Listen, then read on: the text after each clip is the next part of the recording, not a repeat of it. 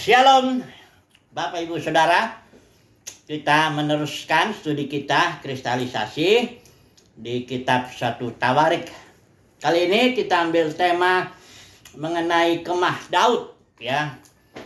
Jadi Daud ini memiliki ministrinya ada 3 sebagai raja ya. Dia juga diurapi 3 kali ya.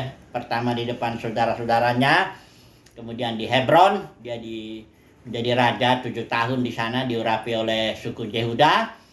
Kemudian dia memerintah di Yerusalem dan diurapi oleh seluruh Israel. Nah, ini ministry di Daud ini pertama sebagai raja ya.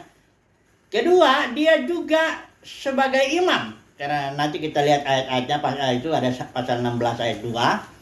Dia berfungsi sebagai imam itu. Kalau kita lihat di sini 16 ayat 2, 1 Tawarik 16 ayat 2 itu. Di sini dikatakan setelah Daud selesai mempersembahkan korban bakaran dan korban keselamatan, itu tugas imam kan. Itu waktu itu Saul pernah berbuat begitu, justru itu yang dia disuruh tunggu Samuel sebagai nabi dan imam. Tahu-tahu Saul ini mengambil langkah gegabah, dia mempersembahkan korban, padahal itu tidak boleh ya, harus ministry keimaman ya. Tapi Daud ini dia memang memiliki dia tiga ministry ya, raja, nabi, imam. Jadi imam ini dibilang di ayat ini begini, Daud selesai mempersembahkan korban bakaran dan korban keselamatan, diberkatinya bangsa itu demi nama Tuhan. Ini pun juga tugas imam ya. Ada ucapan berkat imam secara khusus itu tertulis dalam hukum Taurat. Jadi Daud itu bukan hanya raja ya, tapi dia juga berfungsi sebagai imam sekalipun dia bukan suku Lewi ya. Fungsi ya. Kemudian dia tentu nabi ya. Dia banyak kali bernubuat, berbicara dalam kitab Mazmur juga itu ya. Jadi inilah ministry Daud. Dan Daud setelah dia menjadi raja, dia mulai memikirkan tabut perjanjian itu ya. Karena tabut perjanjian itu di zaman Saul itu tidak diperhatikan ya. Jadi perjalanan tabut ini ya sedikit menyedihkan lah, karena orang Israel ini.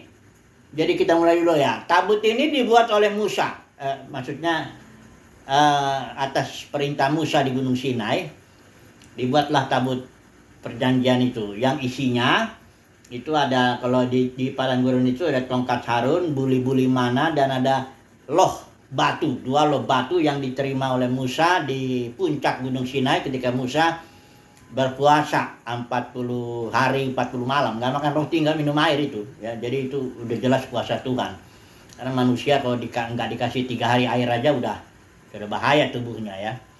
Nah, dia turun, ternyata Israel udah menyembah anak lembu emas yang dibuat Harun itu ya. Dan dilihat Musa seperti berlambat-lambat ya. Dan akhirnya dipecahkan 2 loh batu itu, dan Musa menantang, siapa yang berpihak kepada Tuhan, datang kepadaku ya. Dan ternyata yang datang hanya suku Lewi ya. Dan Musa bilang, bunuh saudaramu, dalam arti supaya engkau mengabdi kepada Tuhan, berpihak kepada kemuliaan Tuhan, bukan kepada kemuliaan manusiawi itu yang harus ya akrab-akraban secara manusiawi begitu. Jadi dibunuh oleh orang Lewi taatin aja. Setelah itu kemah dibikin di luar perkemahan yang dinamakan kemah pertemuan. Siapa yang mau cari Tuhan mesti datang ke sini ya. Nah, di situlah dia istilah outside the camp, atau istilah yang sekarang terkenal itu outside the box. Itu sudah mulai terjadi di Gunung Sinai itu ya. Kemah pertemuan tidak ada lagi di tengah-tengah perkemahan Israel, karena mereka sudah jatuh dalam penyembahan berhala, dan keimaman itu sudah enggak lagi seluruh bangsa. Karena Keluaran 19 dan 20 itu jelas bahwa Israel dapat kasih karunia 3 hal. Kau akan menjadi bangsa yang kudus, dipisahkan untuk Tuhan. Kau menjadi umat kesayangan Tuhan. Dan yang ketiga ini adalah engkau akan menjadi imamat yang rajani, atau imam-imam dan raja-raja. Semua suku Israel itu imam-imam sebenarnya panggilannya. Tapi karena kejatuhan anak lembu emas, makanya suku Lewi saja Jadi Israel sendiri perlu seorang imam, harus diimami lah istilahnya begitu ya. Tadinya dia adalah Yahweh, Israel, dan seluruh bangsa-bangsa ini diimami.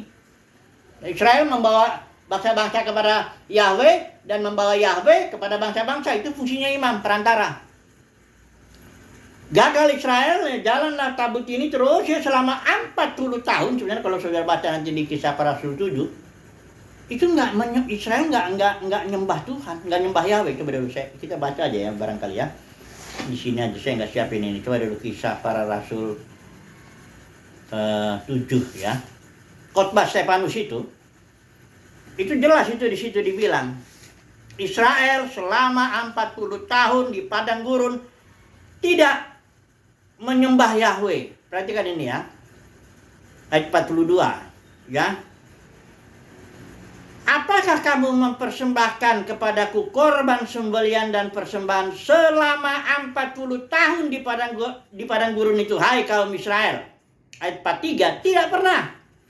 Malahan kamu mengusung kemah Molok dan bintang dewa Refan, patung-patung yang kamu buat untuk disembah. Ya. Maka aku akan membawa kamu ke dalam pembuangan sampai seberang sana Babel. Jadi di dalam 40 tahun setelah kejadian anak lembu emas dan setelah kemah pertemuan itu berada di luar perkemahan Israel sudah nggak lagi menyembah Yahweh, ya, tidak lagi memberikan ikannya korban, malah bikin korban persembahan kepada dewa-dewa Molok, Refan, dewa-dewa asing lah itu. Dia menjadikan sekali tabut ini ya, dia di luar perkemahan selama 40 tahun. Kemudian berjalanlah masuk dibawa oleh Yosua, ya kan? Nyebrang. Tinggal di Shilo. Shilo itu daerah Efraim. Yosua itu kan dari suku Efraim ya. Kemudian kejadian yang lebih menyedihkan ketika di zaman Hakim Eli. Kita tahu ceritanya itu ya, Hakim Eli punya 2 anak ya, Hofni dan Pinehas ya. Jadi di situ zaman ya tahu hakim-hakim itu orang Israel udah naik turun lah kehidupannya. Paling rusak lah itu di zaman itu Israel itu. Ya, nyembah berhala terus dan sebagainya. Naik turun lah. Kalau ada hakim yang bagus ya dibebaskan, tapi kalau enggak balik lagi. Kebetulan hakim Eli ini enggak bener nih. Loba ya, cinta duit, cinta korban persembahan itu dia makan sampai gemuk badannya itu. Ya. Anak-anaknya Hofni Pinehas lebih konyol lagi. Dia sampai tidur juga sama perempuan-perempuan yang melayani di kemah pertemuan itu, kemah suci Tuhan itu. Ya. Dan kejadiannya lebih tabut ini ya, itu Israel lagi berperang sama Filistin kan. Karena tabut ini simbol daripada keajaran Tuhan. Ini orang Israel memaksa menghadirkan tabut itu dibawalah sama Hofni Pinehas, bawa ke medan perang. Ya, nggak bisa caranya begitu. Malah Israel dihajar habis sama orang Filistin, tabut itu dirampas. Dibawa ke daerah-daerah beberapa kota di Filistin lah. Ya, Asdod atau apa itu, kota-kota orang Filistin lah. Berjalanlah berapa bulan itu ya, 6-7 bulan berapa itu. Orang kemah itu, tabut itu dirampas oleh orang Filistin. Akhirnya Tuhan hajar juga orang Filistin, dikembaliin lah, ya. Berdiamlah kemah ini kayaknya di Kiryat Yearim itu yang merupakan daerah, atau ada satu daerah lagi. Lama itu di zaman Samuel, ya. Tabut itu berdiam di situ 20 tahun atau apa kurang lebih, dan Israel terus mengalami penindasan. Ya. Ketika itu begitu masuk pada zaman Daud, nah Daud mulai memikirkan mengenai bagaimana ini tabut ini simbol kehadiran Tuhan. Karena memang Daud hatinya memang cinta Tuhan dia. Dia punya kelemahan moral ya dalam masalah Batseba itu. Tapi hatinya memang dia mencintai Tuhan. Nah ini ya. Dan ketika dia tabut sudah ini, Daud bilang bagaimana ini ya. Daud berunding di sini pasal saya tawarik pasal 13. Daud berunding dengan pemimpin-pemimpin pasukan 1000, pasukan 100 dan dengan semua pemuka. Berkata Daud ya kepada seluruh jemaah Israel ya, Jika dia menganggap baik intinya di dalam zaman Saul ayat 3 itu kita tidak mengindahkan yang tabut itu. Lalu ayat 5 itu Daud menjemput tabut itu perjanjian dari Kiryat Jearim yang termasuk wilayah Yehuda, dibawalah. Tapi waktu itu dibawa ada kasus di mana lembu tergelincir, Uza ini pegang tabut itu, mati dia Uza itu ya. Kemudian Daud juga di Tawarik pasal 15 ini dia membentangkan kemah ayat 1 ya, saya buat ya. Ya baca ya. Daud membuat bagi dirinya ya gedung-gedung di kota Daud, lalu ia menyiapkan tempat bagi tabut perjanjian itu. Dia membentangkan kemah untuk itu. Itu makanya kita sebut kemah Daud. Adanya di kota Sion, ketika itu dia sudah menghantam Yerusalem itu, merebut kota Sion, kota Daud itu disebut. Dia bikin kemah ya dan menjemput tabut perjanjian itu ditaruh di kota Daud itu. Nah, hanya tabut itu aja ya. Nah, kemudian tabut itu kita tahu ya, Daud punya keinginan untuk membangun tempat kediaman bagi Yahweh yang tetap lah ya. Tapi karena Daud itu seorang yang sudah banyak menumpahkan darah, menurut Tuhan itu tidak bisa. Jadi kita tahu yang Tuhan menghargai sekali hati Daud ini. Ketika itu Tuhan bicara kepada Nathan dan katakan kepada Daud, engkau tidak akan mendirikan itu, bait suci ya. Anakmu lah yang akan mendirikan itu, Salomo. Kemudian ada lagi janji Tuhan, kita sudah bahas itu, keturunan Daud ya, bahwa dia mendapat janji bahwa sebagai raja dinasti ya, dia keturunannya akan terus tatanya selama-lamanya. Dan ini digenapi oleh Yesus itu ya, yang dibilang David greater son ya, anak Daud yang utama itu Yesus. Nah, sekarang kita melihat tabut itu sudah dibawalah ke dalam kemah Daud dan dibangunlah bait suci. Ya, itu di tempat pengirikan ornan. Itu kasusnya waktu itu kan Daud gak salah karena menghitung ya, umat Israel. Jadi dibangunlah bait suci oleh Salomo. Tapi kita tahu kan akhirnya Salomo juga jatuh dalam penyembahan berhala. Dan pecahlah kerajaan itu, dan akhirnya tabut itu dihajarlah oleh Nebukadnezar, itu Raja Babel, tahun 586. Nebuzaradan kayaknya yang menghancurkan bait suci, dia habis. Semuanya dirampas itu, istana juga habis semuanya. Dibawalah ke Babel selama 70 tahun. Tapi tabut itu sebenarnya udah nggak ada. Ketika tabut itu datang ke Babel ya, dia nggak ada di situ disebut tabut Yahweh, tabut perjanjian itu. Ya, tidak ada di situ. Jadi yang dibawa oleh Zerubabel itu hanya perkakas saja. Ya, bokor-bokor apa semuanya perkakasnya lah, yang dari emas, dari perak sebagainya itu. Tidak ada lagi dibilang tabut itu. Jadi ketika Zerubabel membangun mezbah itu tidak ada tabutnya. Sudah hilang ya. Zaman Ezra ini makanya ada yang bilang dari bait suci yang dipugar oleh Herodes itu juga tidak ada lagi tabut di situ ya. Nah, jadi beginilah kondisinya, bisa dibilang runtuhlah kemah Daud itu ya. Tetapi ceritanya nggak sampai di situ, karena di dalam kitab Amos ya, ini yang dikutip dalam Kisah Para Rasul 15 itu, di situ bahwa Tuhan berjanji akan membangun kembali kemah Daud yang udah roboh itu. Ya, ini roboh itu, ini roboh karena dibangun Salomo bait suci, hancur juga. Bahkan di zaman Zerubabel itu sudah nggak ada lagi tabut itu, sudah hilang. Ya. Nah, kita coba dulu baca ya di Kisah Para Rasul 15 ini ya. Di sini ada cerita ya, kasusnya tuh bangsa-bangsa lain ya,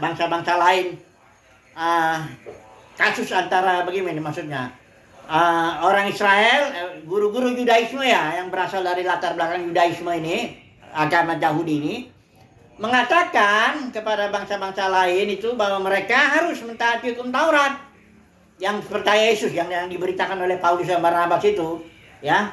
Jemaat-jemaat yang dibangun oleh Paulus dan Barnabas ini, datang guru-guru palsu ini, guru palsu ini, dia bilang kau harus mentaati hukum Taurat. Disitulah Paulus melawan, ya nanti kita dalami lah mengapa demikian. Pokoknya dilawan lah, dibantah lah bahwa bangsa-bangsa lain tidak harus mengikuti hukum Taurat. Makanya zaman sekarang masih suruh hukum perpuluhan, hukum buah sulung, itu konyol banget itu. Di zaman Paulus saya udah dibantah itu, sudah dibantah habis itu, ya dalam sidang di Yerusalem di Kisah Rasul 15. Makanya dunia kekristenan ini saya nggak tahu lah apa ini. Memang benar-benar Babel habis itu, ya. Karena di sini Paulus dan Barnabas itu merapatlah mereka dengan Yakobus dan semua penatua hadir semua di situ. Bicara, selanjutnya diam umat itu. Dan akhirnya Paulus cerita dengan Barnabas bahwa Yahweh itu mencintai bangsa-bangsa lain, bahkan melakukan banyak mujizat di antara bangsa-bangsa itu. Kisah Rasul 15 ayat 12, ya. Dikatakan Barnabas dan Paulus menceritakan tanda-tanda dan keajaiban-keajaiban sebanyak yang Elohim lakukan di antara bangsa-bangsa lain.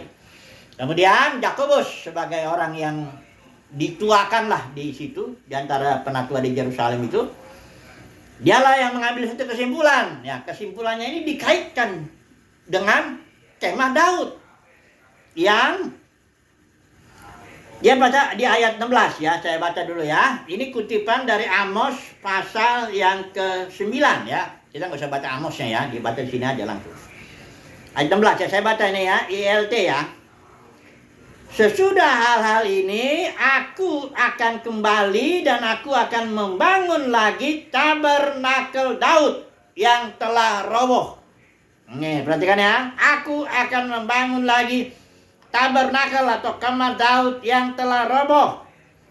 Dan aku akan membangun lagi apa yang diruntuhkan dan aku akan menegakkannya. Ini janji Tuhan, nubuat kitab Amos yang digenapi saat ini sebagian. Nah, partial fulfillment gitu ya. Sudah lihat ya. Apa alasannya kemah Daud ini dibangun lagi?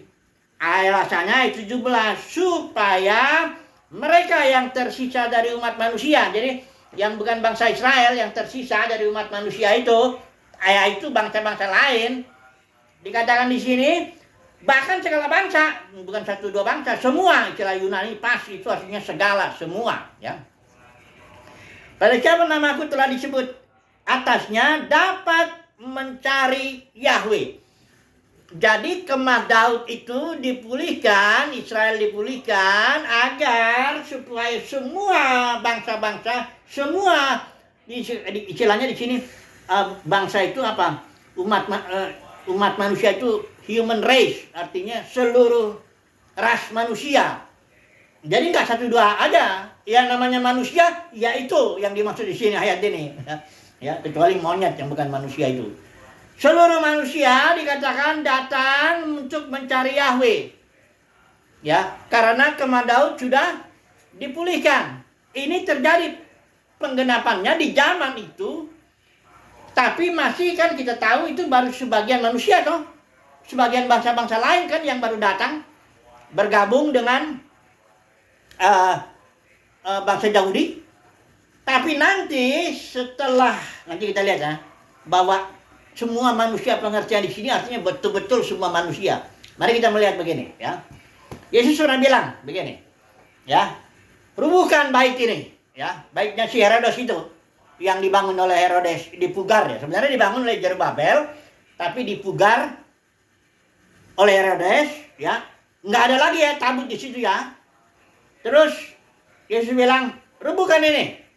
Dalam 3 hari akan kubangun, ya.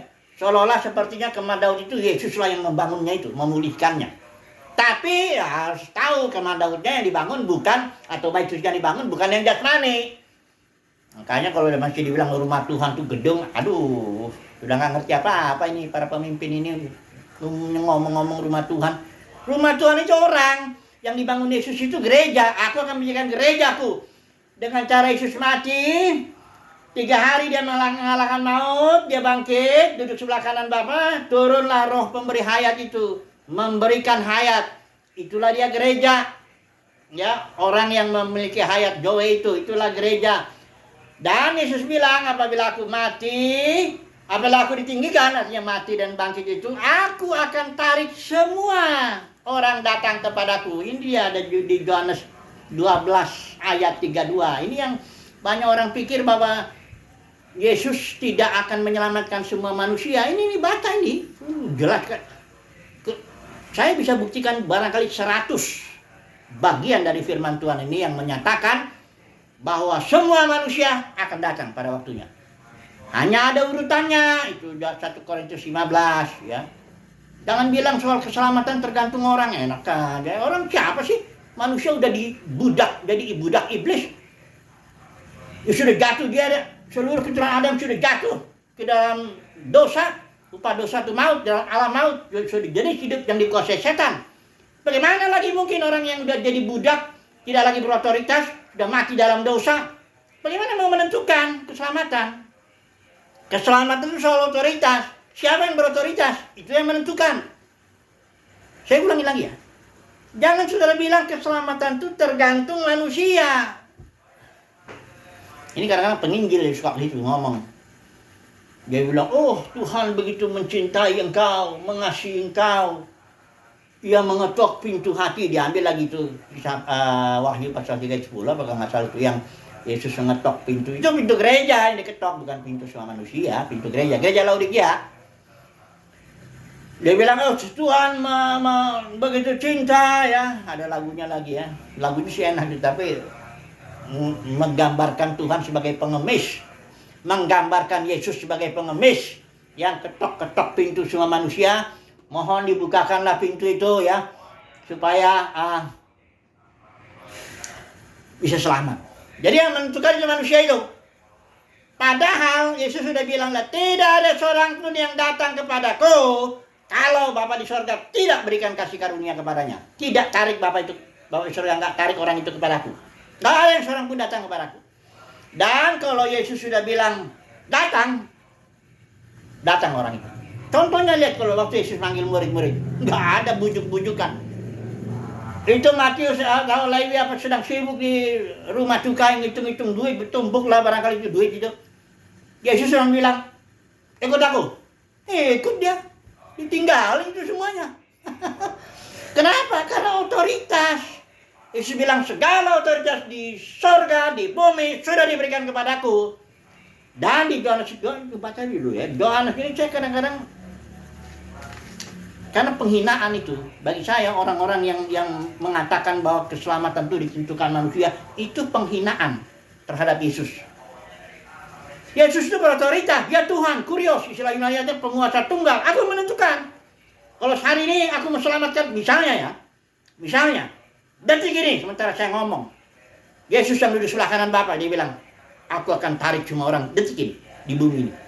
Maka akan tersungkurlah semua manusia. Itu Rusia dan Ukraina yang lagi perang itu semua tanggalkan itu semua senjata-senjatanya tersungkur dia. Berteriak-teriak dia memuji menyembah nama Tuhan Yesus. Memang begitu. Sebelum itu akan bertelut. Lidah akan mengakui Yesus sebagai Tuhan. Jadi jangan beritakan Yesus sebagai pengemis ya. Coba perhatikan dulu ini. Yohanes 13 ayat 12. Ini harusnya maaf ya saya ngomong dulu. Ini ada pedagang ini. Saya bersuara agak keras itu karena ini pedagang ini dia lihat, ini di depan rumah saya ini sedang nih. Suaranya mengganggu. Kalau saya agak terganggu juga. Tapi saya belajar dari pedagang ini. Itu belum tentu ada yang beli itu. Tapi dia terus di situ dengan corongnya itu. Wow, bikin ribut ya.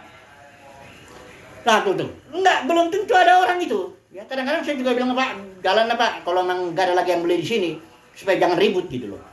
Tapi dia tuh tegar sekali ya. Yesus juga tegar loh ya. Dialah yang, ketegaran Yesus itu ketika dia mau jalan ke salib aja, Petrus menghalangi, dah.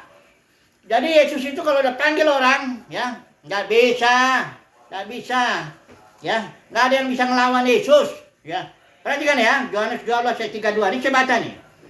Dan jika aku ditinggikan dari dunia ini, artinya mati, bangkit, duduk sebelah kanan, punya otoritas di sorga di bumi, perhatikan ini, maka aku akan menarik semua orang datang kepadaku. Dan sebagian, semua. Cuma di zaman ini, Yesus hanya ambil sebagian umat pilihan Tuhan.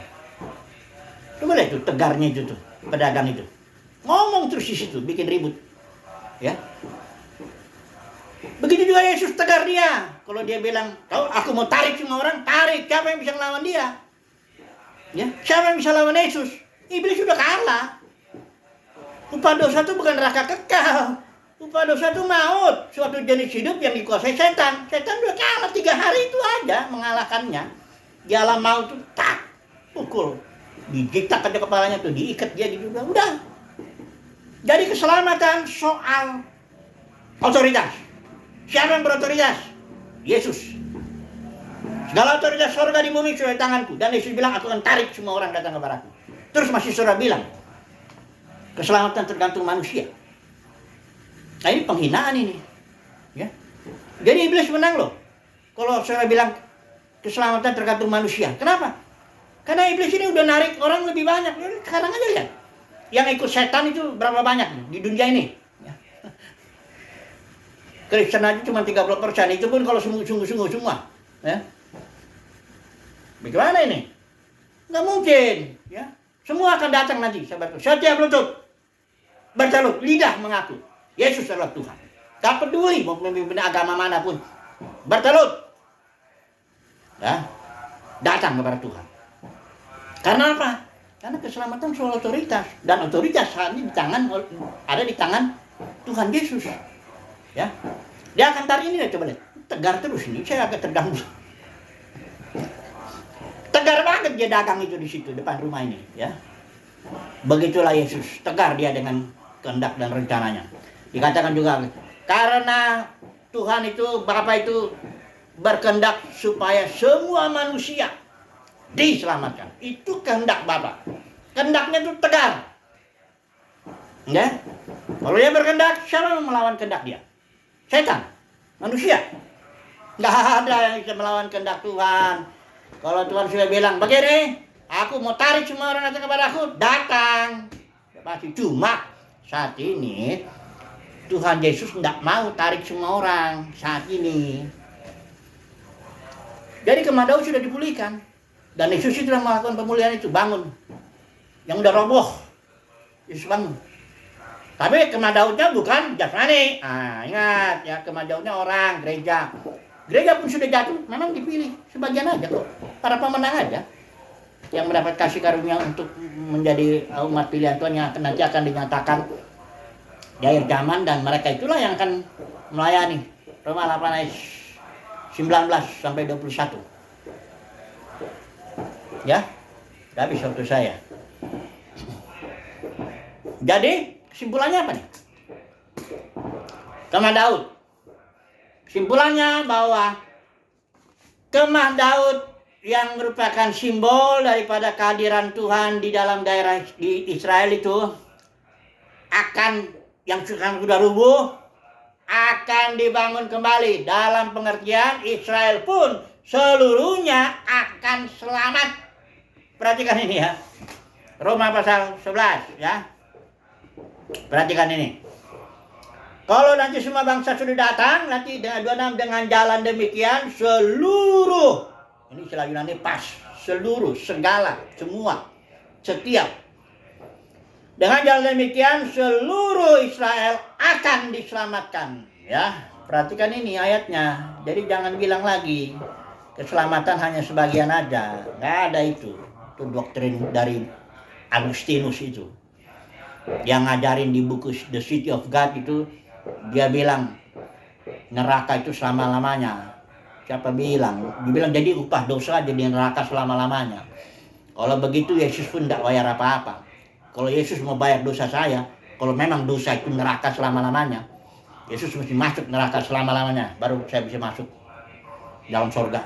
Cuma saya Kalau dia mau menyelamatkan 5 orang ya 5 kali selama-lamanya itu. Nggak tahu lagi. Udah deh, jangan ngawur-ngawur deh. Kesimpulannya, jemaat Daud sudah dipulihkan oleh Yesus. Ya, tegakkan. Bangsa-bangsa lain semuanya nanti akan datang. Tapi di zaman ini hanya sebagian saja. Nanti di zaman-zaman berikut apa? Diselamatkan semua. Jangan bilang ini zaman kasih karunia, berarti besok nggak ada lagi zaman berikut nggak ada kasih karunia. Itu suatu kebodohan itu. Ya, saya ini lebih dari hyper grace, Saya itu percaya. Perhatikan di kitab Wahyu ini, air apa di air kehidupan itu ditawarkan oleh Israel itu ya. Perhatikan ini ya, mempelai itu Israel ya. Coba dulu terakhir ini saya baca ya. Kemana Daud sudah dipulihkan kan? Israel selamatkan semua. Di sinilah dia, perhatikan ini. Wahyu terakhir pasal 22 ayat 17. Roh dan pengantin perempuan itu ini Israel ini sebenarnya ini gereja ini. Kalau mempelai anak domba itu jelas itu Israel. Roh dan pengantin perempuan itu berkata, marilah, dan barang siapa yang mendengar hendaklah ia berkata, marilah, dan barang siapa yang haus hendaklah ia datang. Dia panggil semua bangsa-bangsa itu ya. Dan barang siapa yang mau, hendaklah ia mengambil air kehidupan dengan cuma-cuma. Itulah kasih karunia. Masih ada di zaman langit dan bumi yang baru. Jangan bilang kasih karunia stop ketika Tuhan Yesus datang. Aduh, jangan ngawur-ngawur lah ya. Ini waktunya ya, untuk memuliakan nama Tuhan Yesus, yang meninggikan nama Tuhan yang punya otoritas itu. Dialah yang menentukan segala-galanya, kan gitu kan? Hormatilah Tuhan Yesus. Kalau memberitakan Tuhan itu jangan menghina Tuhan Yesus ya. Tanpa sadar banyak orang memberitakan firman Tuhan, Injil total, tapi dia menghina Tuhan Yesus. Karena dia bilang keselamatan itu tergantung orang itu, ya. Tidak, keselamatan tergantung siapa yang berotoritas. Aduh, sudah berhenti yang ngomong yang apa? Pedagang itu. Saya pun harus berhenti juga. Haleluya. Amin.